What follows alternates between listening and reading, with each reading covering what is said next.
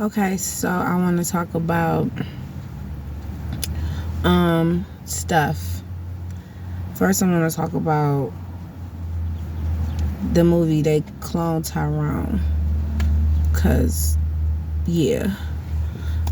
First of all, it's two aspects to they clone Tyrone. It's like cloning is real. They really is making people in the laboratory and growing them in tubes. That's a real thing. By stealing your DNA and they can grow you in a lab. They've been cloning people since 1930 something, 1942. When they cloned that sheep Dolly in 1995 or 6 when I was in middle school. Anyway, that's the first aspect of cloning. Cloning is actually real. Second aspect of cloning is that society basically makes copies of y'all. Like your mindset, you clone. I would go out and meet men and stuff, or like go on dates, or just niggas I knew or whatever, and I would like, damn, all y'all niggas think alike. I kept asking myself, like, why y'all all act alike? Why y'all all think alike? That's the same thing this one nigga said. They was all saying the same shit. I'm just trying to get this money. Man, they will all say the same thing. It was like they programmed like money is their god. I'm just trying to get the bag.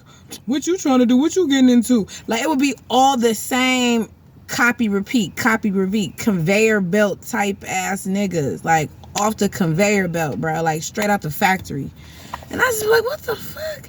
And women too, like women too, girls I would know, women with me, we would go out, same thing. They all had their hair the same, broads started to look alike, wear the same kind of makeup, like they look like this the same chick, like what the like clown. They all got the same mindset. They all like society set up. It's called trends. With what you wear or how your hair done or what's in style right now. But the mindset though, because they've all been programmed to think and act like this through the TV, through radio, and through music. And what else? Through food. Remember when everybody was going crazy over the damn Popeye's chicken sandwiches? Somebody stabbed somebody, y'all. People were dying. They were running people over for fucking fried chicken sandwiches. What was they putting in the chicken and commercials through mind control to make people act crazy over a chicken sandwich? Because I never had a damn chicken sandwich and I don't care. Something was in that chicken and something was on that TV making people act psychotic over chicken sandwiches. Why was everybody acting like that over chicken? And guess what? They still acting crazy over chicken. I mean, I love chicken too, but I'm not willing to kill somebody about a chicken sandwich. Like, if it's the last chicken sandwich on earth, I mean, whatever. But that's beside the point. At the end of the day, people was killing people over chicken. Y'all didn't see nothing wrong with that. And then at church, it do be Welch's grape juice. Doing communion. Tons of it. Thought about that. Like, hold the hell on. Then, I remember back in the day, everybody was had perms. And then all the women was coming out in like the early 2000s, like 2016, talking about how it was giving them fibroids. And bitches was killing your brain cells. Like, you was like way stupid when you had a perm. Like, remember, no white person's happy when you're nappy. But when your hair is straight, everybody's okay. Straighter is greater. You see what I'm saying? Like, this shit ain't far fucking fetched. I'm just saying. I feel like societies and cities and communities are projects. They're psyopses. So that Big Brother can watch how we think in a controlled setting. For real. They control everything about your setting. When you walk outside your house, everything is controlled. Everything is sent and meant to control you. And fuck with your third eye or your head, mind, soul, and body and spirit.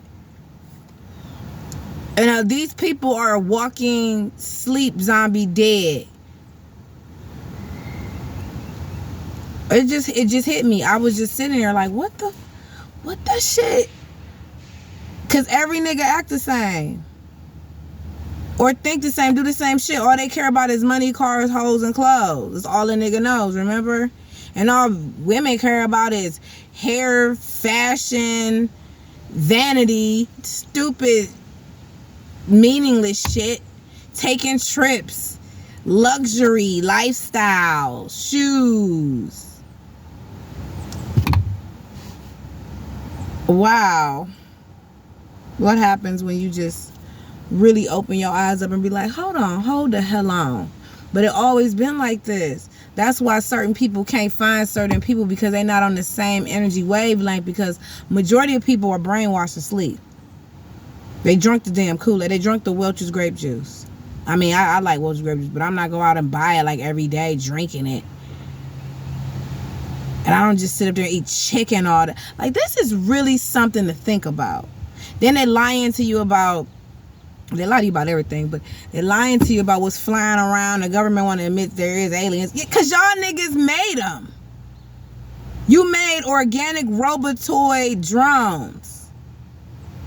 You abduct people in your reverse engineered spacecraft, and you take them to bunkers and locations through AI and make them think through a simulation that they're somewhere else. And you operate on them, and you steal their DNA and their organs. You grow people in laboratories to make clones, and you mess with animal DNA, and you make these weird concoctions like Frankenstein. That's what you do, Esau. Then you have all these perimeters set up nationwide, where these idols are and these monuments are, and all of these particular locations all across America and the globe. Hell, the White House is sitting directly in the middle of a fucking pentagram. What the? Like, an inverted, and it's an inverted Star of David right down the street. Like, y'all are harvesting energy through these grids nationwide and worldwide. You go through Memphis, it's pyramids. I mean, yeah, we in Babylon, aka ancient Rome, aka modern day Sodom and Gomorrah, Egypt, but y'all taking it to a whole nother technocracy, witchcraftian level. You're doing human sacrifices at a high rate. You have places where you kidnap people and take them and sacrifice them to your fake idols and your beliefs, and you drink their DNA, and you're doing this every day. So yes, I believe that this is all a psyops. I believe that this is the Matrix, a demonic Matrix. I will. I believe that this place is set up to keep you asleep until they can get the grain of rice in your hand,